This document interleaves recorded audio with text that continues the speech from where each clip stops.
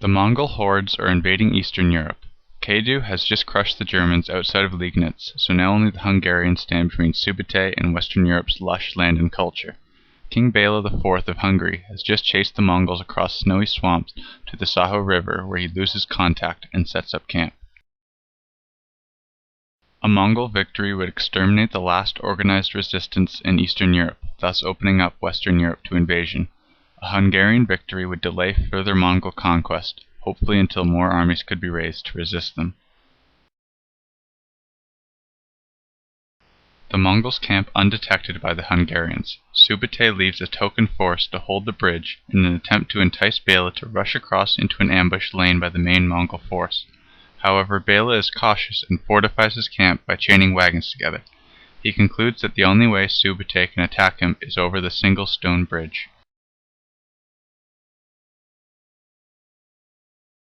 Bela sends a small infantry detachment to clear the bridge and watch the far bank.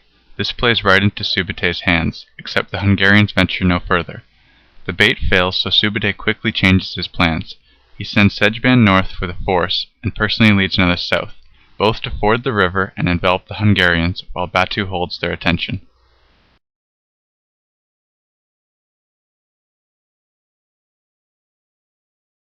Batu's assault on the bridge is initially repulsed until he brings up catapults. The catapults launch cast flash pots which explode, frightening the Hungarians, who are unaccustomed to their sound and sight. They flee, allowing the Mongols to sweep across the bridge. Bela correctly believes this to be only a minor raid, but his subordinates disagree and convince him to send his entire force against the bridge. He belatedly does so, but this indecision gives Szegben and Subotai valuable time to ford the river.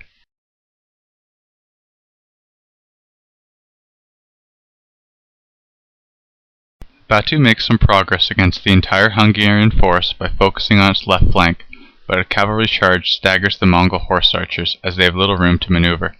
The two Mongol flanking parties finish their crossings and suddenly appear in the Hungarian rear and flanks.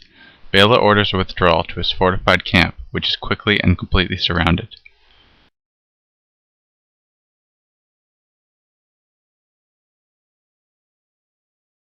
Subotai knows that it is impractical to storm a fortified camp held by such heavy force, so the Mongols assail the camp by other means.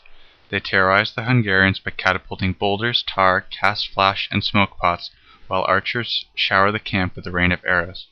Fire and smoke spread throughout the camp, making it difficult to remain within.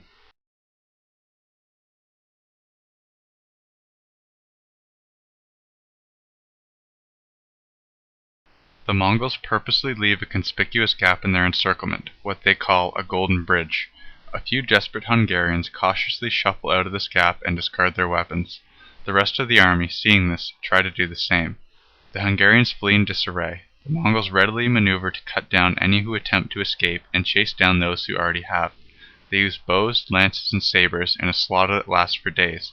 Bela somehow escapes, while a few dedicated cavalry units remain in camp, which the Mongols attack and butcher. The Mongol victory assured control over the majority of Eastern Europe.